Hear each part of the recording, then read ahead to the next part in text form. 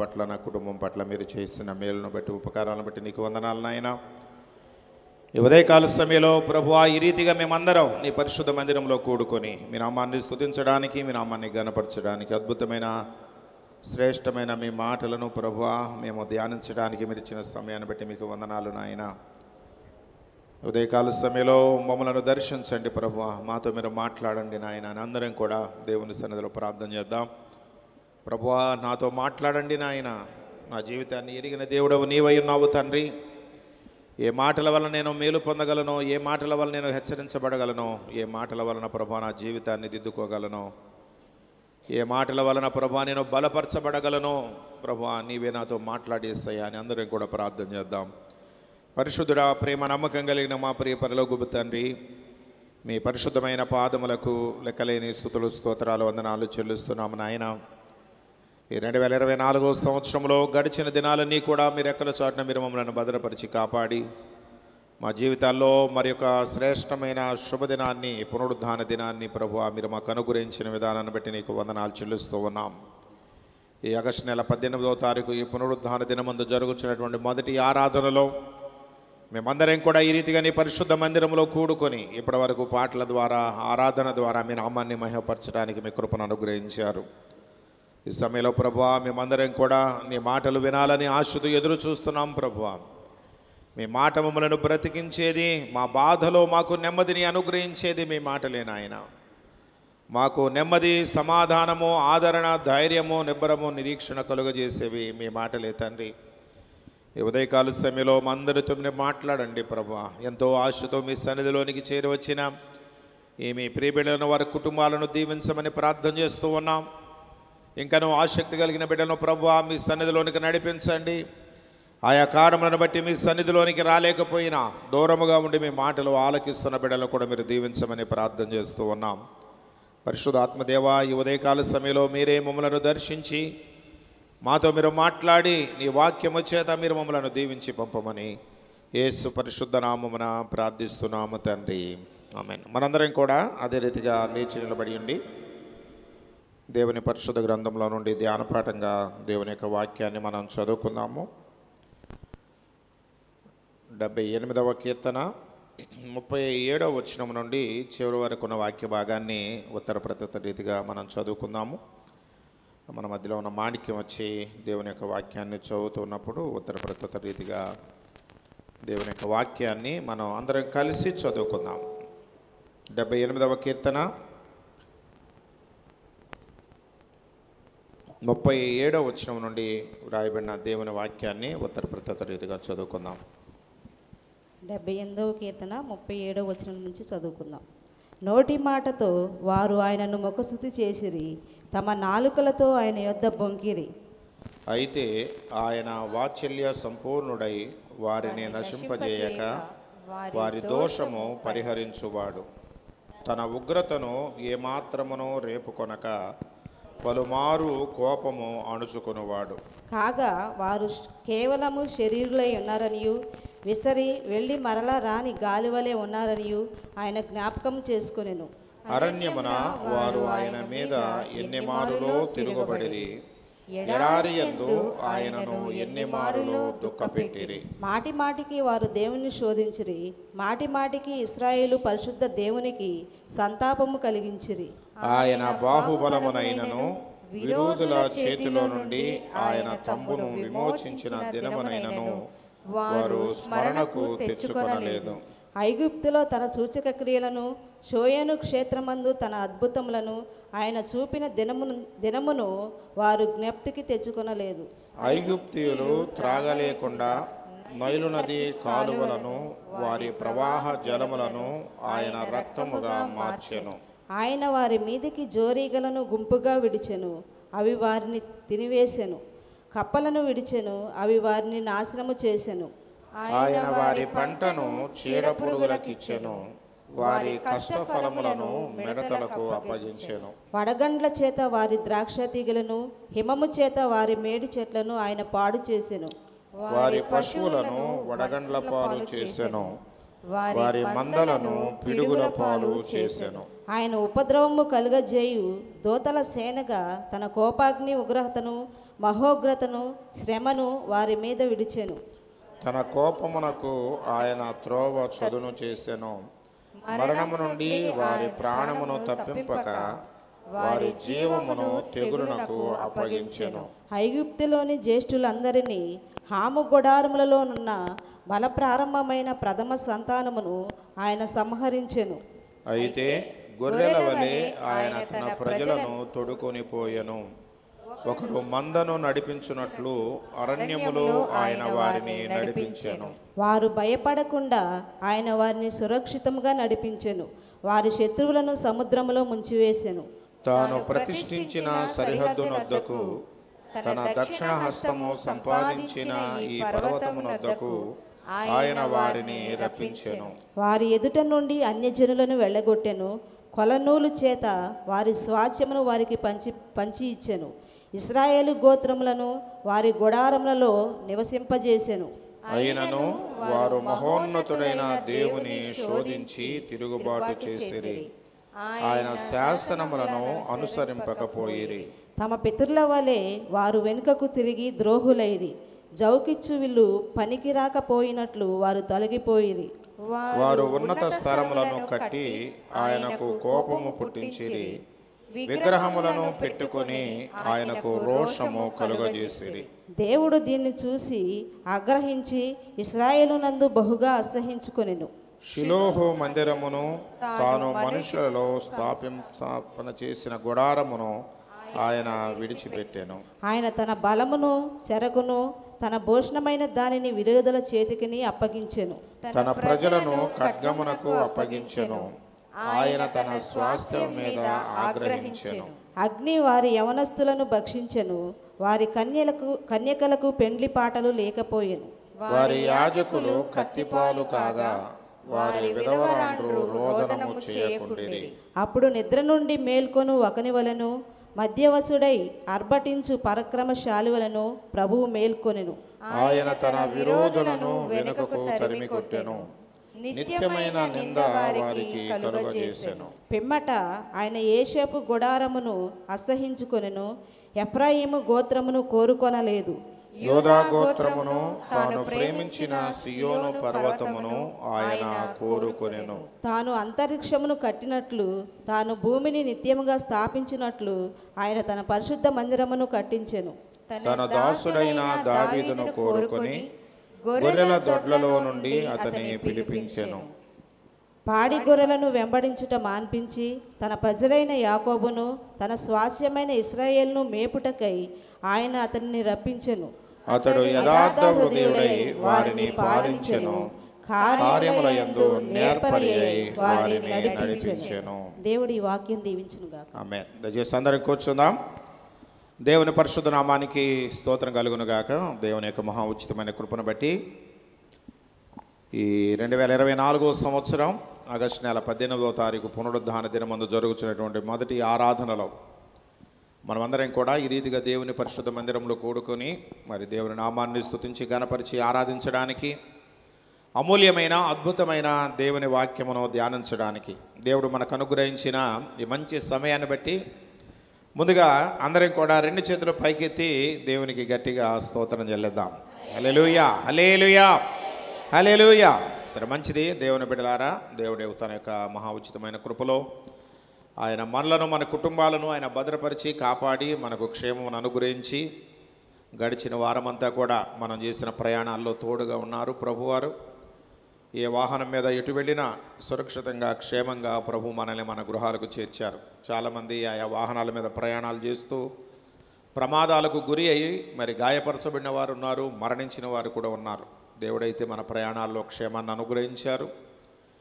అలాగే మనం చేసిన పనులన్నిటినీ కూడా మరి చక్కగా ముగించుకోవడానికి దేవుడు కృపను అనుగ్రహించారు. పనుల్లో కూడా అనేక మంది ప్రమాదాలకు గురి అయి ప్రాణాలు కోల్పోయిన వారు అనేక మంది ఉన్నారు. కేవలం దేవుడు తన ఉచితమైన కృపను బట్టి మన పనులలో మనకు తోడుగా ఉండి మన కష్టాయితం వలన మనం మేలు అనుభవించడానికి దేవుడు కృపను అనుగ్రహించారు. అందుకొరకు దేవునికి ఎన్నో వందనాలు మనం చెల్లించాలి. జంగాలపల్లిలో ఒక ఆయన మల్లి తోటలో మరి ఊరికి నీళ్లు పెట్టడానికని వెళ్ళినప్పుడు అక్కడ విషసర్పం కాటు వేస్తే క్రిస్టియన్ అతను కూడా మన ఎస్సీ కాలనీకి సంబంధించిన ఆయన దేవుని బిడ్డలారా అతడు మరణించినట్లుగా మరి మనం విన్నాము. మనకు దగ్గరే జంగాలపల్లిలో. అలాగే చీమలపాడులో చాలామంది ఈ కూలి పనులకు వెళ్తున్నారు కదా ఆటోల్లో. ఏకొండూరు దగ్గర యాక్సిడెంట్లు జరిగి మొక్కలు కత్తి ఆమె పేరేదో ఉంది, ఆ చీమలపాడులో మన సంఘానికి సంబంధించిన వారే. ఆమె యాక్సిడెంట్లో చనిపోయింది.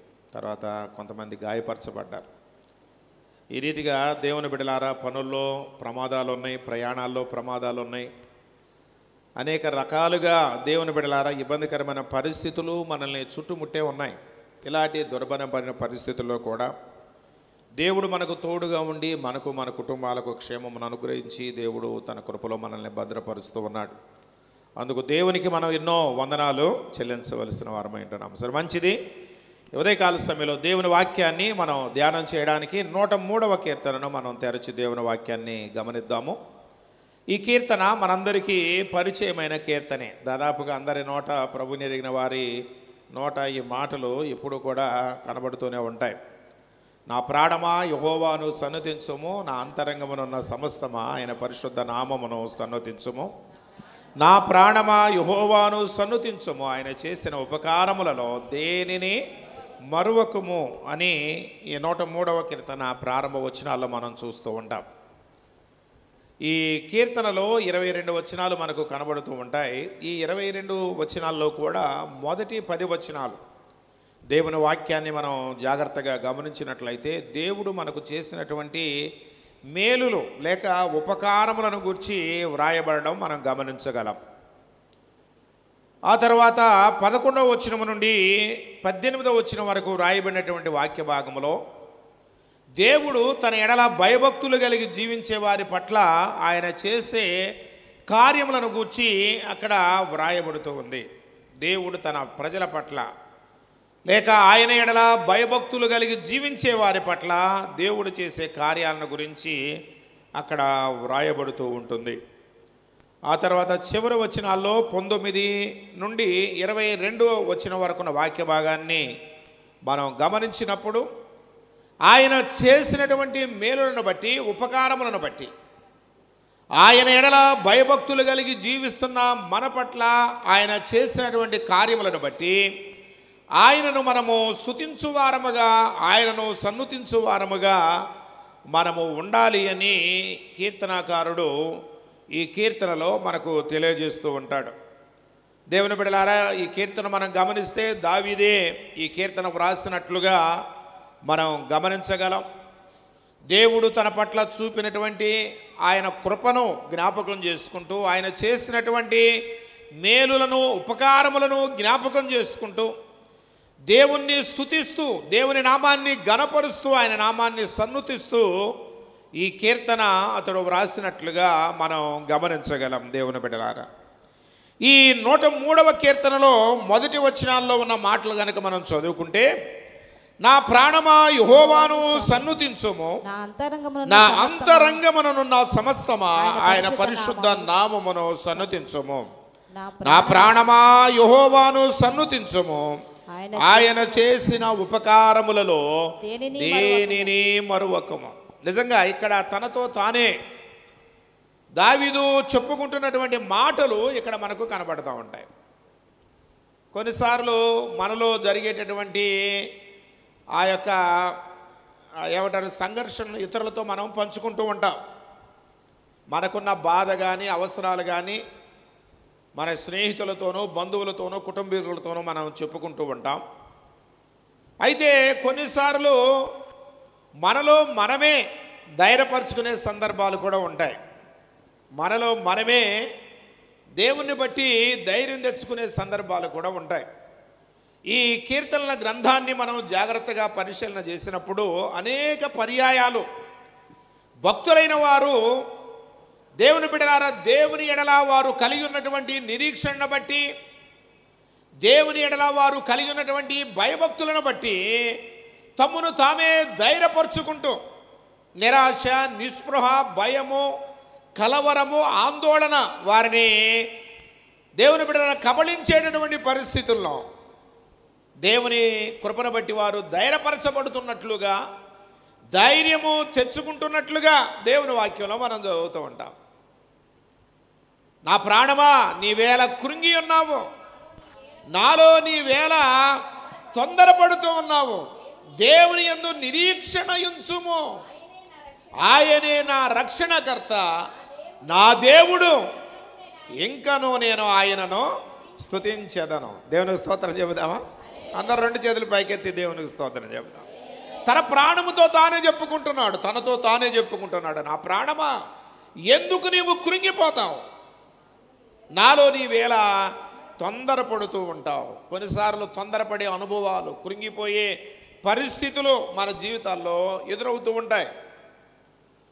మనం ఆశించినట్లుగా ఎప్పుడు మన జీవిత దినాలు క్షేమంగా కొనసాగవు. దేవుని బిడ్డలారా, మనం అనుకున్నట్లుగా ఏది కూడా జరగదు.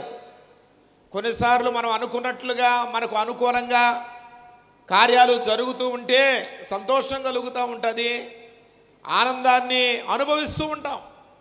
కొన్నిసార్లు మనం అనుకున్న దానికి విరుద్ధంగా జరుగుతూ ఉంటాయి. మనం అనుకున్నది ఒకటైతే జరిగేది ఇంకొకటి, మనం ఆలోచించేది ఒకటైతే జరిగేది ఇంకొకటి అవుతూ ఉంటుంది.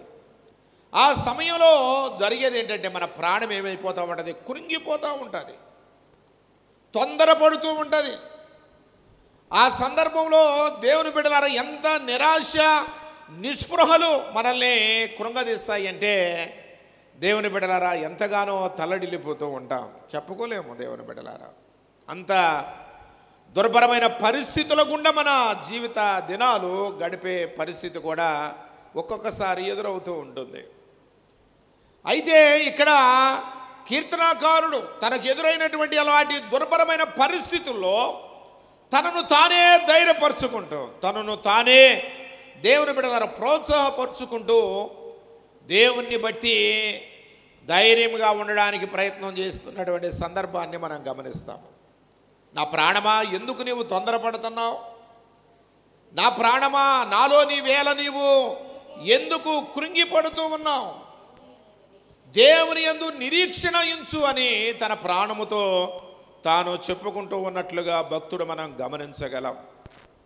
ఈ రీతిగా దేవుని బిడ్డలారా దేవుని వాక్యాన్ని మనం గమనించినప్పుడు కీర్తనల గ్రంథంలో అనేక చోట్ల ఇలాంటి శ్రేష్టమైన మాటలు మనకు కనబడతా ఉంటాయి.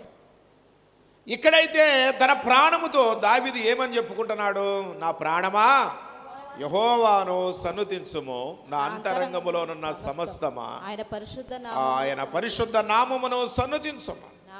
నా ప్రాణమా యెహోవాను సన్నుతించుము, ఆయన చేసిన ఉపకారములలో దేనిని కూడా మరువకము. లోకాసు వార్తలో ఒకటి కనబడతాడు, వాడు తన ప్రాణంతో ఏం చెప్పుకుంటాడో తెలుసా, నా ప్రాణమా అనేక సంవత్సరములకు విస్తారమైన ఆస్తి నీకు సమకూర్చి పెట్టాను, కాబట్టి సుఖించుము, తినుము, త్రాగుము, సంతోషించుమని తన ప్రాణముతో తాను చెప్పుకుంటూ ఉన్నాడు. దేవుని బిడ్డలారా ఎప్పుడు దేవుణ్ణి మనం మర్చిపోతాము, దేవుని వాక్యాన్ని మర్చిపోతాము, దేవుడు చేసిన మేలులు ఉపకారాలు మనం మర్చిపోతామంటే సమృద్ధి కలిగినప్పుడు, అన్నీ మనకు అనుకూలమైన పరిస్థితులు ఉన్నప్పుడు దేవుని మర్చిపోతాం. అవునంటారా కాదంటారా? శ్రమ వచ్చినప్పుడు, కష్టం వచ్చినప్పుడు, ఇబ్బంది కలిగినప్పుడు, వ్యాధి బాధల చేత మనం తల్లడిల్లేటప్పుడు దేవుడు మన మనసులోనికి వస్తూ ఉంటాడు, దేవుణ్ణి జ్ఞాపకం చేసుకుంటూ ఉంటాం. ఏదన్నా అవసరం ఉందనుకోండి, దేవా నీవే నాకు దిక్కయ్యా, నువ్వు లేకపోతే నాకు ఈ కార్యం జరగదయ్యా అన్నట్లుగా దేవుణ్ణి జ్ఞాపకం చేసుకుంటూ ఉంటాం.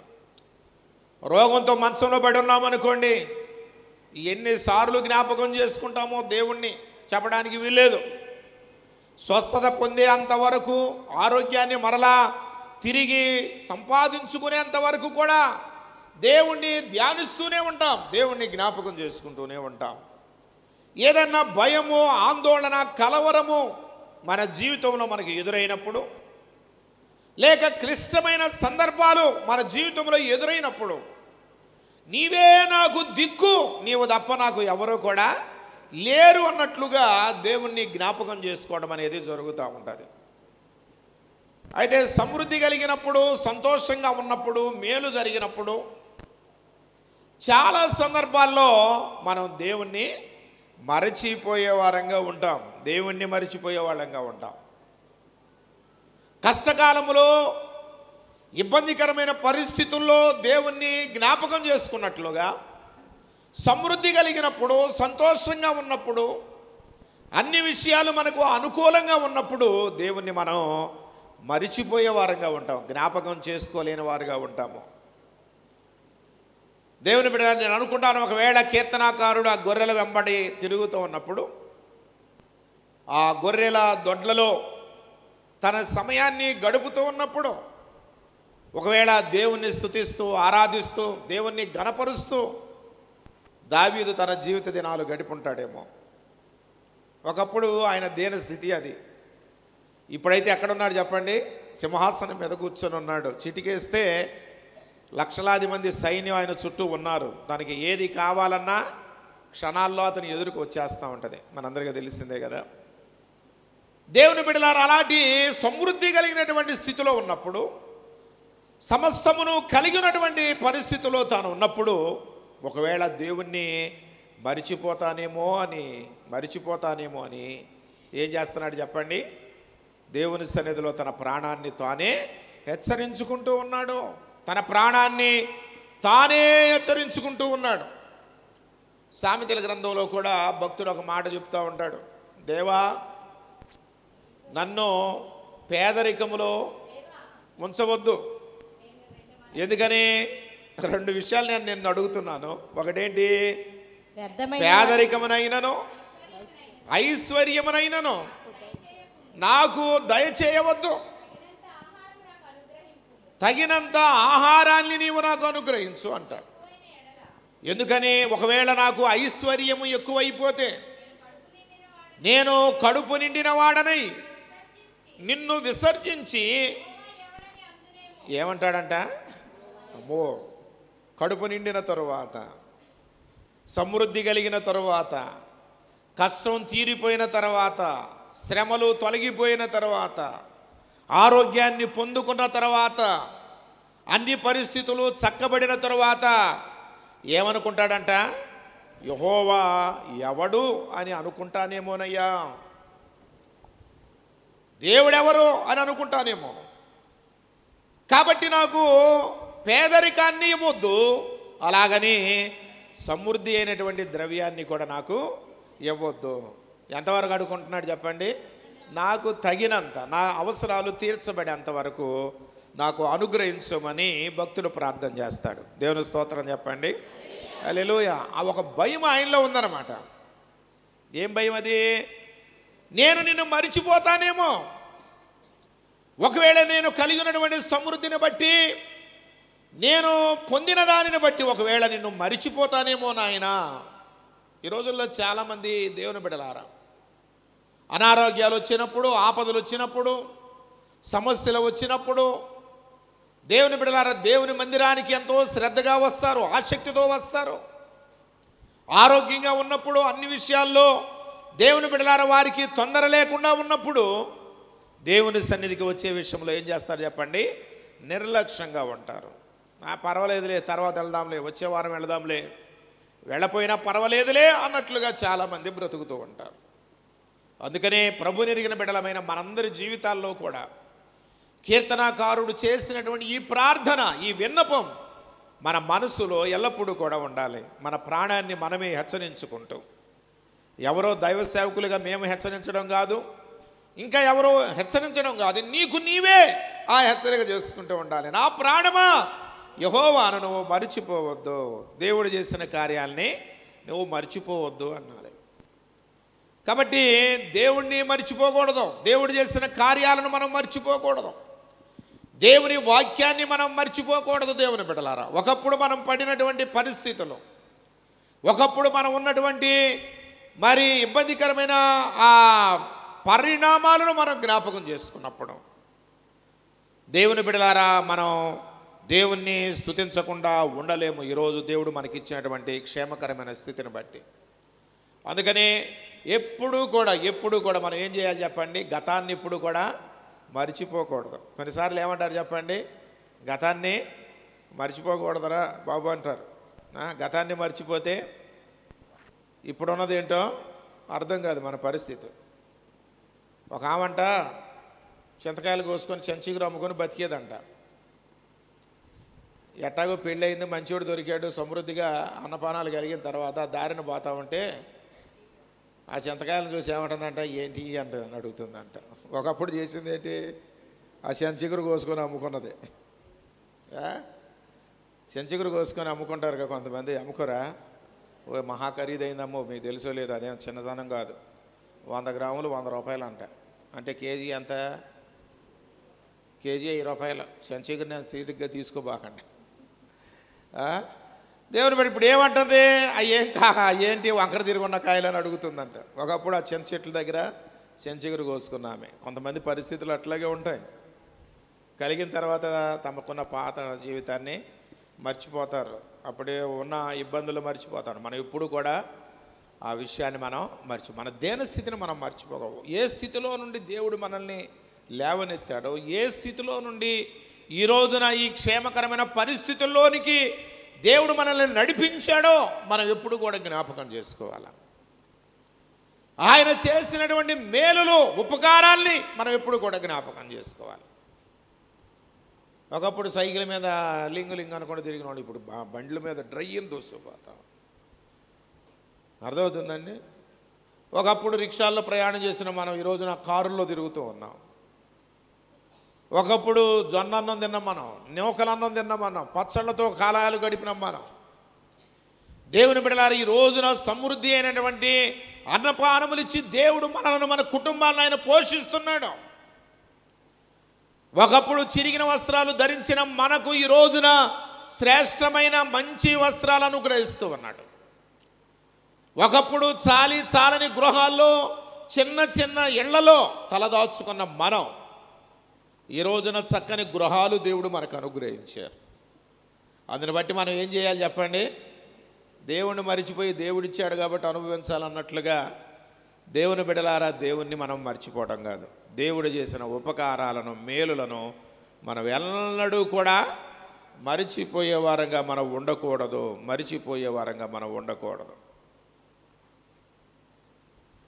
ఇక్కడ కీర్తనాకారుడు తాను దేవుని ద్వారా పొందినటువంటి మేలులను ఆయన జ్ఞాపకం చేసుకుంటూ ఉంటాడు. ఆయన చేసిన ఉపకారాలని జ్ఞాపకం చేసుకుంటూ ఉంటాడు.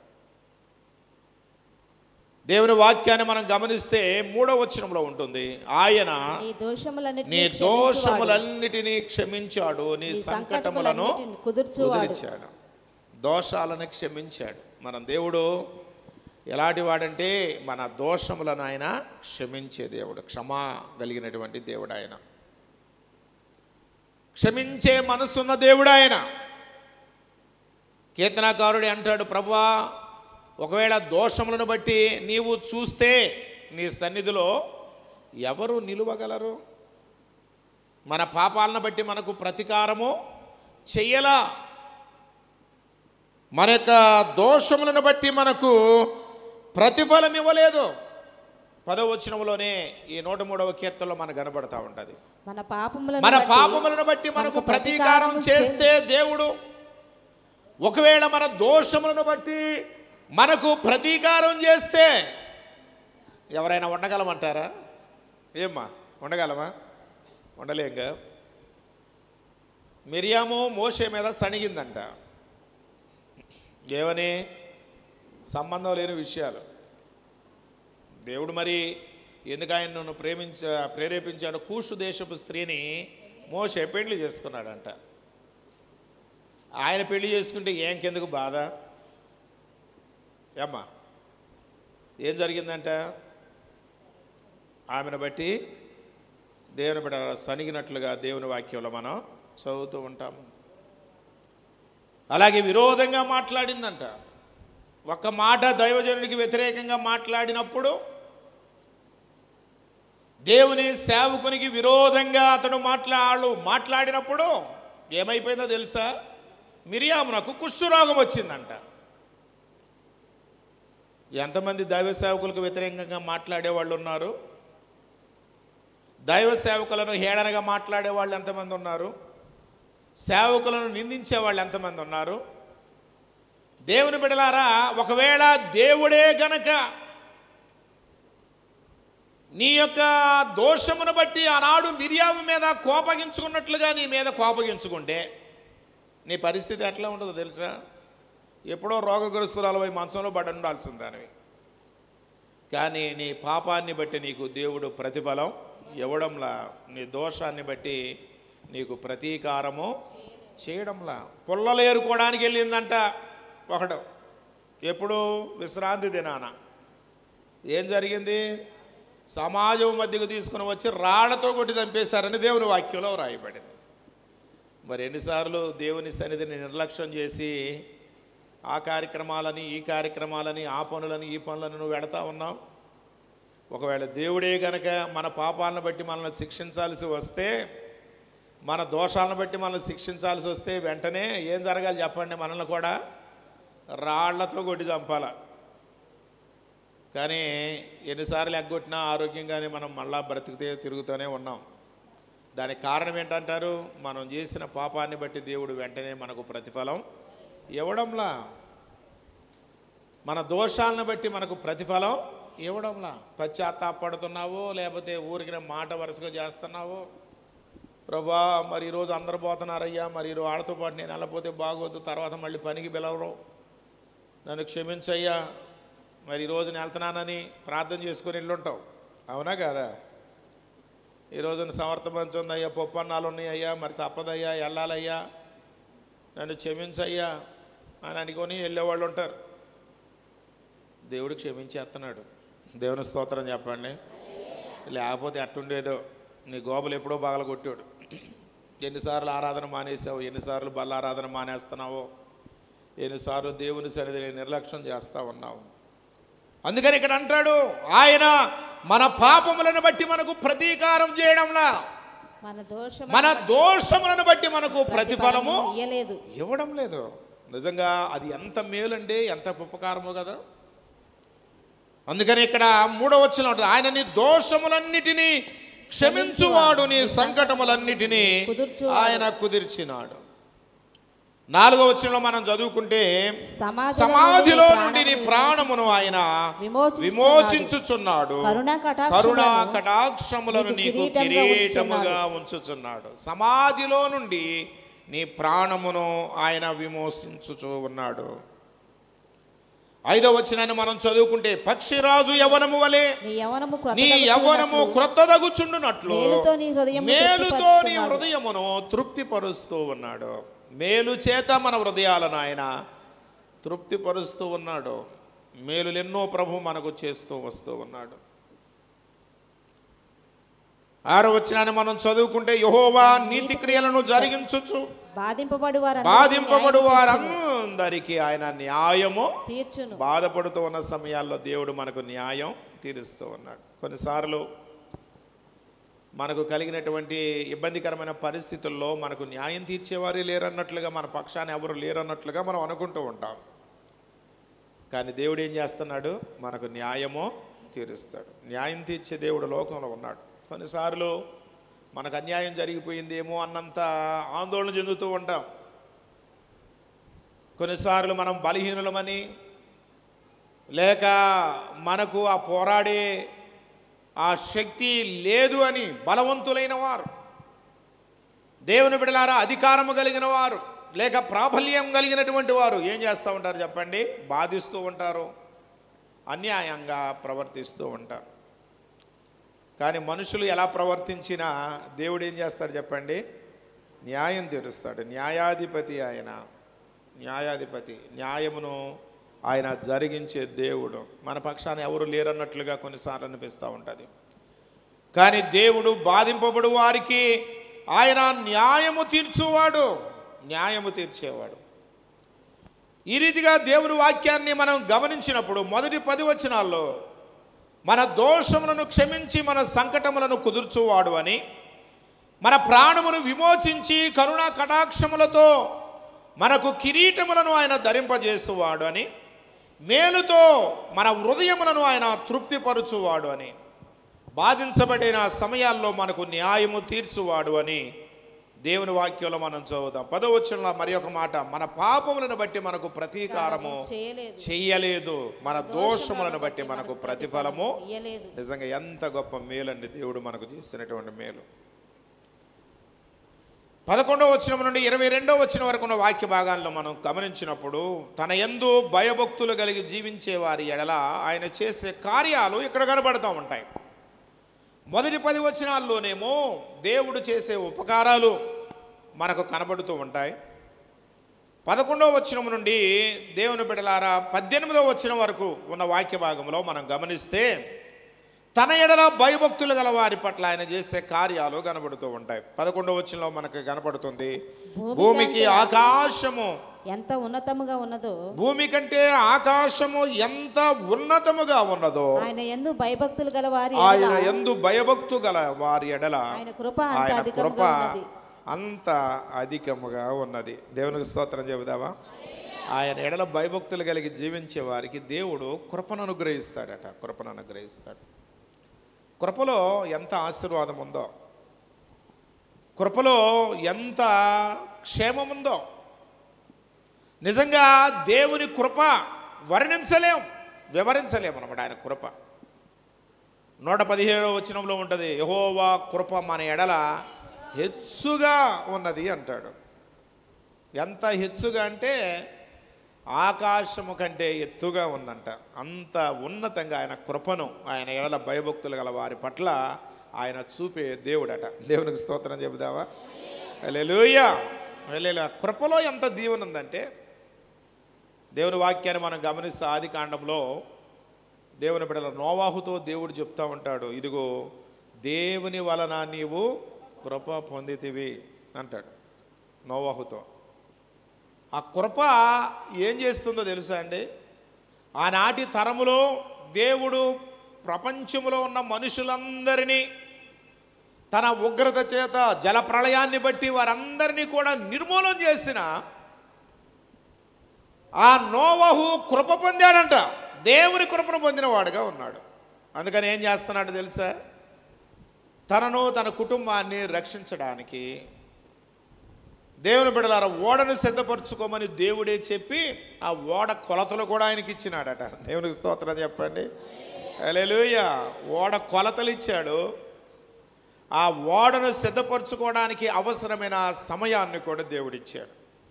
దేవునికి స్తోత్రం చెప్పండి. ఎంత సమయం తెలుసా? 120 సంవత్సరాలు ఆయన తన కోపాన్ని అణుచుకుంటూ వచ్చారట. ఒక మనిషి కోసం, ఒక వ్యక్తిని రక్షించడానికి దేవుని బిడ్డలారా దేవుని కృపను పొందినటువంటి నోవహును జలప్రళయము నుండి తప్పించడానికి. నిజంగా భూలోకమంతా కూడా చెడిపోయి పాపముతో నిండిపోయినప్పుడు ఆయన హృదయం సంతాపపడుతూ ఉందంట. హృదయంలో ఎంతో నొప్పి బాధతో ఆయన తలడిల్లుతూ వస్తూ ఉన్నాడు. అయితే ఏం చేశాడో తెలుసా? ఏం చేశాడు? ఆ బాధను ఓర్చుకుంటూ ఉన్నాడు. కొన్నిసార్లు మనకి ఏదైనా బాధ కలిగితే ఊరుకుంటామా? ఏమ్మా నీ పిల్లోడే అమ్మాడికి తెలియదుగా మీదపడి ఆడుకుంటూ జుట్టు పట్టుకొని బీకాడు అనుకో, ఏం చేస్తావు? అప్పుడు దాకా ముద్దు పెట్టుకొని నాకన్నే నా బంగారం లాగి పెట్టి కొడతావు. ఊర చచ్చినోడా. ఎందుకని? కూదంత నొప్పి తగిలిందంటే సర్రం లెగుస్తాం, కోపం వచ్చేస్తుంది కదండి. అవునా కాదా? మీకు అట్ట అనిపిదా? ఏమ్మా కొట్టలేదు మీరు? ఎప్పుడు కొడతారుగా, ఊరుకోరు. పిల్లలు ఏదైనా ఒక చిన్న నష్టం చేశారు, ఏదైనా బగలగొట్టాడు అనుకోండి, ఊరుకుంటారా? మీ పిల్లోడే, మీ పిల్లే. అప్పటి వరకు ఎంతో ప్రేమ, పిల్లలంటే నా కొడుకు నా కుమార్తె, ఎంతో వారిని బట్టి మురుసుకుంటూ ఉంటాం. కానీ ఏదన్నా కష్టం కలిగితే వారిని బట్టి, ఏదన్నా నష్టం జరిగితే, ఏదన్నా బాధ కలిగిందంటే పీకి వదిలిపెడతాం. అవునంట కాదంటారా? అవును కదా. మరి దేవుడైతే ఏం చేస్తున్నాడంట? తన హృదయంలో ఎంత బాధ ఉందో, మనుషులు చెడిపోయి ఎన్ని ఆశలు పెట్టుకొని మనుషుణ్ణి చేసుకున్నాడు కదా దేవుడు. తన స్వరూపమందు తన పోలిక చొప్పున నరుని చేశాడు, జీవవాయువునిచ్చాడు. దేవుని బిడలారా ఆయన మహిమను మన ద్వారా ఆయన పొందాలని ఆశపడుతూ వచ్చాడు. మానవుని కలుగు చేసిందంటే ఎందుకంటే నా నిమిత్తమే, నా మహిమ నిమిత్తమై నేను సృజించిన నా జనులు అంటాడు దేవుని బిడలారా. ఇన్ని ఆశలు పెట్టుకొని దేవుడు నరుని కలుగజేస్తే చెడిపోయి పాపముతో తన జీవితాన్ని పాడు చేసుకొని, దేవుని బిడ్డలారా, దేవుని హృదయానికి బాధ వేదన కలుగజేస్తూ వచ్చాడు. ఆయన హృదయం తల్లడిల్లిపోతూ వచ్చిందట. ఎంత దుఃఖముతో ఆయన కుమిలిపోయినాడు మనందరికీ దేవుని వాక్యంలో చెప్తాడు. సంతాపపడి ఏడ్చెను అనే వాక్యంలో వ్రాయబడి ఉంటుంది. కానీ దేవుని బిడ్డలారా, కృప పొందిన నోవాహును బట్టి ఏం చేశాడు? తన కోపాన్ని అణుచుకుంటూ వచ్చాడు. 120 సంవత్సరాలు ఏడ్చుకుంటూనే ఉన్నాడండి దేవుడు. నిజంగా ఒక మనిషి దేవుని కృపను పొందుకొని ఉంటూ ఉన్నప్పుడు ఆ వ్యక్తిని బట్టి దేవుడు ఓర్చుకొని ఆ కుటుంబానికి క్షేమాన్ని ఇస్తున్నాడు. ఒకవేళ నీ కుటుంబంలో నీవు దేవుని కృపను పొందిన వ్యక్తిగా ఉంటే నిన్ను బట్టి నీ భర్తకు క్షేమం ఇస్తున్నాడు, నీ బిడ్డలకు క్షేమం ఇస్తున్నాడు, అద్భుతంగా మిమ్మల్ని పోషిస్తూ ఉన్నాడు. అక్కడ వాక్యంలో వ్రాయబడింది ఏంటంటే, నోవహు భార్య కానీ బిడ్డలు కానీ దేవుని కృపను పొందింది ఎవరు? నోవహుకు ఒక్కడే. కానీ అతనిని బట్టి 8 మంది ఆ కుటుంబంలో రక్షించబడ్డారు, జలప్రలయంలో నశించిపోకుండా. దేవునికి స్తోత్రం చెప్పండి. హల్లెలూయా, హల్లెలూయా. ఒకవేళ నువ్వు అనుకోవచ్చు, మా ఆయన రావట్లేదు, మా పిల్లలు రావట్లేదని. రాకపోతే రావాల్సిన సమయంలో వాళ్ళే వస్తారు. కనీసం నువ్వన్నీ వచ్చి దేవుణ్ణి ఆరాధిస్తూ దేవుని సన్నిధిలో ఆయన కృపను నువ్వు పొందిన వ్యక్తిగా బ్రతుకుతున్నావు కాబట్టి ఎన్ని రీతులుగా దేవుడు నీ కుటుంబానికి క్షేమాన్ని అనుగ్రహిస్తూ ఉన్నాడు. నువ్వు కృప పొందినావు, అర్థమవుతుందా? ఆయన సన్నిధిలోనికి వచ్చి ఆయన ఎడల భయభక్తులు కలిగి జీవిస్తున్నట్టు నీ పట్ల నా పట్ల దేవుడు కృప చూపిస్తూ ఉన్నాడు. ఆయన కృపను మనం పొంది ఉన్నప్పుడు మనకు క్షేమము, మన కుటుంబాలకు ఆయన క్షేమమును ఆయన అనుగ్రహిస్తూ ఉంటాడు. నోవహు ఒక్కడే దేవుని కృపను పొందాడు. నోవహును బట్టి ఆయన కుటుంబం అంతా కూడా రక్షించబడినట్లుగా దేవుని వాక్యములో మనం చదువుతూ ఉంటాం. కృపచేతనే మనము రక్షించబడ్డాము అంటాడు ఎఫెసీయులకు రాసిన పత్రికలో. రోమా పత్రికలో కూడా అనేక పర్యాయాలు కృపను గురించి వ్రాయబడుతూ ఉంటుంది. కృపలో ఏముందో తెలుసా అండి? కృపలో క్షేమం ఉంది. కృపలో ఏముంది? రక్షణ ఉంది, రక్షణ ఉంది. దేవుని స్తోత్రం చెప్పండి. మనము దేవుని వాక్యంలో రాయబడి ఆ మాట ఏంటి చెప్పండి?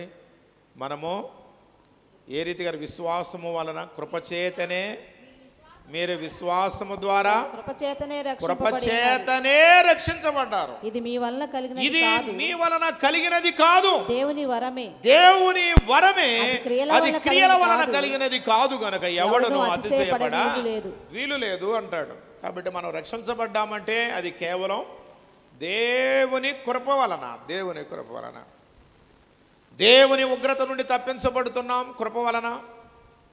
ఆయన కృప వలన మనం రక్షించబడుతూ ఉన్నాం. దేవుని బిడ్డలారా, దేవుని వాక్యంలో మనం చదువుకుంటే అనేక విషయాలు ఆయన కృపను బట్టి మనకు జీవమును ఆయన అనుగ్రహిస్తూ ఉన్నాడు. ఆయన కృపను బట్టి దేవుని బిడ్డలారా మనకు ఆశీర్వాదాలను ఆయన అనుగ్రహిస్తూ ఉన్నాడు. ఈ రీతిగా మనం ఆలోచన చేసినప్పుడు ఆయన కృప దేవుని ఎడల భయభక్తుల వారి ఎడల అధికముగా ఆయన చూపే దేవుడు అని దేవుని వాక్యంలో మనం చదువుతూ ఉంటాం. 12వ వచనాన్ని మనం చదువుకుంటే, పడమటికి తూర్పు ఎంత దూరమో ఆయన మన అతిక్రమములను మనకు అంత దూరపరిచాడట. దేవునికి స్తోత్రం చెబుదామా? హల్లెలూయా. అతిక్రమాలని దేవుడు మనకు దూరం చేసినాడు. పాపములలో, దోషములలో, అతిక్రమములో జీవించేటువంటి మనలం ఎప్పుడైతే యేసయ్య పాదాల దగ్గరకు వచ్చి, ప్రభువా ఇదిగో ఈ పాపాన్ని జరిగించాను, ఈ దోషాన్ని జరిగించాను, ఈ అతిక్రమమును ప్రభువా నేను చేసిన వ్యక్తిగా నేనున్నాను ప్రభువా అని మనం ప్రభు దగ్గర పశ్చాత్తాపడినప్పుడు ఎంత దూరపరిచినాడు అంటే, తూర్పు నుండి పడమరకు ఎంత దూరమో మన అతిక్రమములను అంత దూరంగా ఇసిరేస్తున్నాడంట. దేవుని స్తోత్రం చెప్పండి. అందుకని అతిక్రమములను దాచిపెట్టుకోకూడదు. అతిక్రమాలని ఏం చేయాలంట? ఒప్పుకొని వాటిని విడిచిపెట్టాలి. అప్పుడు దేవుని కనికరాన్ని పొందుతాం. అతిక్రమాలను కనుక దాచుకుంటే దేవుని బిడ్డలారా ఏమవుతుంది? దానికి తగిన శిక్ష మన మీదకి వస్తూ ఉంటుంది. తెలుసో తెలియకో పాపం చేసినా, దోషం చేసినా, అతిక్రమాలు చేసినా మనం ఏం చేయాలన్నమాట? ప్రభు దగ్గర దాన్ని ఒప్పుకొని మళ్ళీ ఏం చేయాలి? విడిచిపెట్టాలి. ఒప్పుకొని మళ్ళీ చేయకూడదు. ఒప్పుకొని చేస్తున్నావంటే దానికి క్షమాపణ లేదు, క్షమాపణ పొందలేదు అని అర్థం. నువ్వు ఒప్పుకొని విడిచిపెడితే దేవుడి దగ్గర నీకు క్షమాపణ దొరుకుతుంది. అంతే. నువ్వు ఒప్పుకొని విడిచిపెట్టిన దాని గురించి ఇంకా నువ్వు జ్ఞాపకం చేసుకోవాల్సిన అవసరమే లేనే లేదు. తిరిగి చేసావా చచ్చావే. అర్థమవుతుందా? సోమవారం నుండి శనివారం దాకా పాపాలు చేసి ఆదివారం వచ్చి గుళ్ళో ప్రభువా నన్ను క్షమించు అని ఒప్పుకొని మళ్ళీ సోమవారం నుంచి శనివారం దాకా చేస్తే అది నీకు క్షేమము కానే కాదు. అర్థమవుతుందా? ఒప్పుకోడు. అదొక పెద్ద కొంతమందికి ఆట అయిపోయింది దేవుని దగ్గర. ఒప్పుకోవటం మళ్ళీ చేయటం, ఒప్పుకోవటం మళ్ళీ చేయటం. ప్రభు గుళ్ళోకి రాగానే ఏడవటం, కళ్ళనీళ్ళు గారవటం, ప్రభు నన్ను క్షమించయ్యా క్షమించయ్యా క్షమించయ్యా క్షమించ అంటాం. మంచిదే క్షమాపణ అడుక్కోవటం. అన్నదాన్ని మరి చేయకుండా ఉండాలి కదా. చేసిన తప్పు మళ్ళీ చేస్తామంటే ఏం చేస్తాం? ఎంత కోపం వస్తుంది కదా మనకి. మన పిల్లోడు ఏదైనా చేసిన తప్పు ఒక చిన్న తెలుసో తెలియకో తప్పు చేసాడు అనుకోండి, ఒక దెబ్బ కొడతాం, 2 దెబ్బలు కొడతాం. చెప్పిన తర్వాత కూడా మళ్ళీ చేస్తామంటే కోపం వస్తుందా రా? ఈసారి డబుల్ అవుద్ది. 2 దెబ్బలు 4 అవుతాయి. మళ్ళీ చేస్తుంటే ఈసారి 6 అవుతాయి. మళ్ళీ చేస్తాం అనుకోండి, ఇక బాధ వదిలిపెట్టేస్తాం కదండి. అవునంటారా కాదా? మరి దేవుడు కూడా అంతే. చూసి చూడనట్టుగా ఊరు కూడా ఆయన దోషులను నిర్దోషులకు ఎంత మాత్రం కూడా ఆయన అంగీకరించేవాడు కాదు. చూడకుండా ఉండడంలా తెలియందేం కాదు మనం చేసినవి అన్నీ. మన నడక, మన పడక, మన యొక్క ఆలోచనలు, తలంపులు అన్నిటికీ తెలుసు ఆయన. అందుకనే దేవుని బిడ్డలు మన అతిక్రమాలను ప్రభు దగ్గర ఒప్పుకొని వాటిని విడిచిపెట్టేసేసినప్పుడు దేవుడు క్షమిస్తాడు. క్షమించడమే కాదు, వాటిని దూరంగా పడేస్తాడట. దేవుని స్తోత్రం చెప్పండి. హల్లెలూయా. ఆయన దూరంగా పడేస్తే మళ్ళీ నువ్వు దగ్గరికి తెచ్చుకొని చేయడం మంచిదేనా? కాదుగా. ఇప్పుడు స్నానం చేయించిన పిల్లోడిని మంచం మీద కూర్చోబెడతాం. అరే దిగబాహరా మంచం అంటాం. మళ్ళీ దిగిపోయి బురదలో పడ్డాను ఏమనిపిస్తుంది? మా కన్నే అని మళ్ళీ స్నానం చేపిస్తావా? చేపిస్తావు. కానీ దానికి ముందు ఏముంటాయి? పూజ ఉంటుంది. ఆడికి పటా 4 బీకిన తర్వాత ఇప్పుడే గారు స్నానం చేయించాడు, మేలకొండ కూర్చోమంది, మంచం దిగొద్దురని చెప్తే పాపం వాడికి అర్థమైందో లేదో కూడా చూడడం. చిన్నపిల్లలకు పాపం వాళ్ళకి ఏం అర్థం అవుద్ది? ఆడికేమో కింద దిగి బురదలో దొల్లాలని ఆడుకోవాలని ఆశ ఆడికి. మనకేమో వీడికి పద్దా గీసాకరి నేను యాడ్ చేయను పద్దాకని మనకు కోపం. కానీ వాడిని మాత్రం వదిలిపెడతామా? వదిలిపెట్టాం కదా, కొట్టేస్తాం కదా. కాబట్టి దేవుడు కూడా అంతే. మనం అతిక్రమాలని పాపాలని ప్రభు దగ్గర ఒప్పుకున్న తర్వాత విడిచిపెట్టి దేవుని బిడ్డలారా మరి పవిత్రమైన జీవితం ప్రభు కొరకు మనం బ్రతకాలి తప్ప మళ్ళీ అదే పాపాలు చేసుకుంటా ఏదో ఒక చెలగాటంలాగా పాపముతో పోరాడకుండా పాపముతో చెలగాటాలు ఆడుకున్నాం అనుకోండి, చూసి దేవుడు ఎప్పుడో గట్టిగా ఒక దెబ్బ కొడతాడు. ఇక తిరుగుండదుక. ఎన్నిసార్లు గద్దించినా లోబడని వాడు మరి తిరుగు లేకుండా హఠాత్తుగా దేవుని ఉగ్రతకు కారణమవుతాడు. కాబట్టి దేవుని ఉగ్రత తిరిగి రాకముందే మనం జాగ్రత్త పడడం మంచిది. కాబట్టి ఆయన మన అతిక్రమాలను దూరపరిచేవాడు. 13వ వచనంలో తండ్రి తన కుమారుల ఎడల జాలిపడినట్లు ఆయన మన ఎడల జాలిపడే దేవుడట. దేవుని స్తోత్రం చెప్పండి. నిజంగా దేవునికి ఎంత దయో, ఎంత కనికరమో, ఎంత జాలో. చూడండి, ఎవరైనా దేన స్థితిలో ఉన్న వాళ్ళని చూసినప్పుడు మనకు జాలి కలుగుతుందా లేదా? ఎంతో జాలి కలుగుతుంది. మనుషులంగా మనం అంతా జాలి పడుతూ ఉన్నప్పుడు దేవుడు కూడా ఎంత జాలి పడతాడో. తండ్రి తన కుమారుల ఎడల జాలి పడినట్లు యెహోవా తన ఎడల భయభక్తుల వాళ్ళ ఎడల జాలి పడతాడు. 18వ వచనం మనం చదువుకుంటే యెహోవా యందు ఆయన నిబంధనను గైకొనుచు ఆయన కట్టడలను అనుసరించి నడుచుకుని వారి మీద, యెహోవా యందు భయభక్తులు గల వారి మీద ఆయన కృప యుగ యుగములు నిలుస్తూ ఉంటుంది. ఆయన కృప యుగ యుగములు నిలుస్తూ ఉంటుందట. కాబట్టి దేవుని బిడ్డలారా, మరి ఆయన ఎడల భయభక్తులు కలిగి జీవించే వారి పట్ల దేవుడు అధికమైన కృపను ఆయన అనుగ్రహిస్తాడు. వారి అతిక్రమములను దూరపరిచేవాడుగా ఉంటున్నాడు. వారి ఎడల ఆయన జాలిపడే దేవుడుగా ఉంటున్నాడు. వారి పట్ల ఆయన కృపను యుగ యుగములను నిలిపి వారి పిల్ల తరమున దేవుని బిడ్డలారా ఆయన నీతిని కనపరిచేవాడు అని దేవుని యొక్క వాక్యములో మనం చదువుకుంటూ ఉంటాం. ఆ తర్వాత చివరి వచనాల్లో 19వ వచనం నుండి 22వ వచనం వరకున్న వాక్య భాగంలో మనం చదువుకుంటే, యెహోవా ఆకాశమందు తన సింహాసనమును స్థిరపరిచి ఉన్నాడు, ఆయన అన్నిటి మీద రాజ్య పరిపాలన చేయుచున్నాడు. యెహోవా దూతలారా ఆజ్ఞకు ఆయన ఆజ్ఞకు లోబడైన వాక్యము నెరవేర్చు బలశూరులారా ఆయనను సన్నుతించుడి. యెహోవా సైన్యములారా ఆయన చిత్తము నెరవేర్చు ఆయన పరిచారకులారా మీరందరూ ఆయనను సన్నుతించుడి. యెహోవా ఏలుచుండు స్థలములన్నిటిలోనున్న ఆయన సర్వకార్యములారా ఆయనను స్తుతించుడి. నా ప్రాణమా యెహోవాను సన్నుతించుము. దేవుణ్ణి స్తుతించడం, ఆయన వాక్యమును నెరవేర్చు బలశూరులంట. బలశూరులు ఆయన సైన్యము, ఆయన పరిచారకులు. యెహోవా ఏలుచుండు స్థలములన్నిటిలోనున్న సర్వకార్యములారా ఆయనను స్తుతించండి.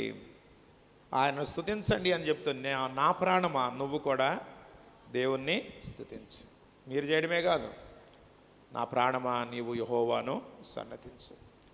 కాబట్టి దేవుని బిడ్డలారా, దేవుడు మన పట్ల చేసిన మేళ్లను ఉపకారాలను మనం మర్చిపోకుండా, ఆయన ఏడన భయభక్తులు కలిగి జీవిస్తున్నటువంటి మన పట్ల ఆయన చేసిన కార్యాలను మనం మర్చిపోకుండా ఎల్లప్పుడూ కూడా దేవుణ్ణి స్తుతించు వారముగా, సన్నుతించు వారముగా, ఆయన నామాన్ని గణపరచు వారముగా, ఆయనకిష్టులుగా, ఆయన మహిమ కొరకు లోకంలో బ్రతుకుదాం. అట్టి కృపదేవుడు మనకు అందరికీ అనుగ్రహించునుగాక. ఆమేన్. తల్ల వంచండి, చిన్న ప్రార్థన చేద్దాం. చిన్న ప్రార్థన చేద్దాం. కళ్ళు మూసుకోండి.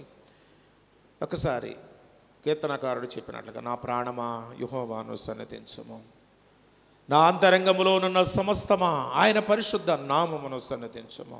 నా ప్రాణమా యెహోవాను సన్నతించుము, ఆయన చేసిన ఉపకారములలో దేనిని మరొకము అంటాడు. మర్చిపోతున్నావా దేవుని కార్యాలని?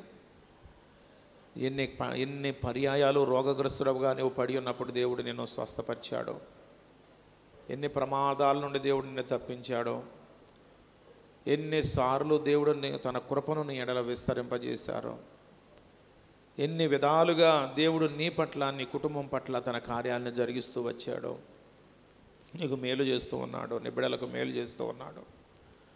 బిడ్డల యొక్క చదువుల విషయంలో కానీ, ఉద్యోగాల విషయంలో కానీ, వివాహాల విషయంలో కానీ ఎన్ని గొప్ప మేలులు దేవుడు చేస్తూ ఉన్నాడు.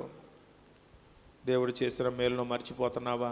ఏదో ఒకసారి స్తుతి కూటం పెట్టుకున్నాను లేండి, అయిపోయింది లేండి అన్నట్లుగా కాదు. దేవుడు మనకు చేసిన మేలు ఉపకారాలు జీవితకాలం అంతా మనం గుర్తుపెట్టుకోవాలా. జీవితకాలం అంతా దేవుని స్తుతించు వారముగా, ఆయన గణపరచు వారంగా బ్రతకాలని దేవుడు కోరుతూ ఉన్నాడు. ప్రభువా, నేను మరిచిన వ్యక్తిగా ఉన్నాను తండ్రి, నువ్వు చేసిన మేళ్లను ఉపకారాలు నేను మర్చిపోతున్నాను ప్రభువా, నన్ను క్షమించయ్యా. నన్ను నేనే హెచ్చరించుకుంటూ నీ సన్నిధిలో నాయనా నేను స్తుతించువానిగా, నేను గణపరచు వ్యక్తిగా నేను బ్రతకడానికి నాకు సహాయం చేయను ఆయనని ప్రభు సన్నిధిలో ప్రార్థన చేద్దాం. పరిశుద్ధుడా, ప్రేమ కలిగిన మా ప్రియ పరలోకపు తండ్రి, మీ పరిశుద్ధమైన పాదములకు లెక్కలేని స్తుతులు, స్తోత్రాలు, వందనాలు చెల్లిస్తున్నాము నాయన. ఉదయకాల సమయంలో 103వ కీర్తన నుండి నీ వాక్యం ద్వారా మీరు మాతో మాట్లాడిన విధానం బట్టి మీకు స్తోత్రం చెల్లిస్తున్నాం ప్రభువా. నా ప్రాణమా యెహోవాను సన్నిధించుము, నా అంతరంగమునున్న సమస్తం ఆయన పరిశుద్ధ నామమును సన్నిధించుము. నా ప్రాణమా యెహోవాను సన్నిధించుము, ఆయన చేసిన ఉపకారంలో దేనిని మరువకుమని కీర్తనాకారుడు ఆయన పట్ల మీరు చేసిన ఉపకారాల్ని, మేళ్లను జ్ఞాపకం చేసుకుంటూ ఏ రీతిగా మిమ్మల్ని స్తుతించాడో, నీ ఎడల భయభక్తులు గల వారి పట్ల నువ్వు చేసే కార్యములను గూర్చి తలపోస్తూ ఏ రీతిగా మిమ్మల్ని స్తుతించి సన్నుతించి గణపరిచినాడో ప్రభు, మేము కూడా మా జీవితాల్లో, మా కుటుంబాల్లో, మా బిడ్డల పట్ల ప్రభు నువ్వు చేసిన మేలును బట్టి, ఉపకారాలను ప్రభు మేము ఎన్నడూ కూడా మర్చిపోకుండా, నీ ఎడల భయభక్తులు కలిగి జీవిస్తున్న మా పట్ల నీవు చేయుచున్న కార్యములను మేము మరువక నిత్యము కూడా నిన్ను స్తుతించు వారముగా, నిన్ను సన్నుతించు వారముగా, నిన్ను గణపరచు వారముగా ఈ లోకంలో మేము బ్రతకడానికి సహాయం చేయండి. పరిశుద్ధాత్మదేవా, ఈ ఉదయకాల సమయంలో మీరే మాతో మాట్లాడిన విధానం బట్టి నీకు వందనాలు. ఎంతో ఆశతో మీ సన్నిధిలోనికి చేరవచ్చి నీ మాటలు విన్న ఈ మీ ప్రియ బిడ్డలందరినీ, దూరముగా ఉండి ఆన్లైన్ ద్వారా మీ మాటలు విన్న బిడ్డలను మీరు ఆస్వాదించండి. నీవు చేసినటువంటి మేళ్లను ఉపకారాలను మేము ఎన్నడూ కూడా మర్చిపోకుండా నిన్ను స్తుతించు వారముగా, సన్నుతించు వారముగా, నిన్ను గణపరచు వారముగా, నిన్ను మహిమపరిచే జీవితాలు ఈ లోకంలో జీవించడానికి నీ కృపను మా అందరికీ అనుగ్రహించమని యేసు పరిశుద్ధ నామమున ప్రార్థిస్తున్నాము తండ్రి, ఆమేన్. అందరం లేచి నిలబడదాం. పాడబడుతుండగా కానుకలు స్వీకరించబడతాయి. కానుక పెట్టు.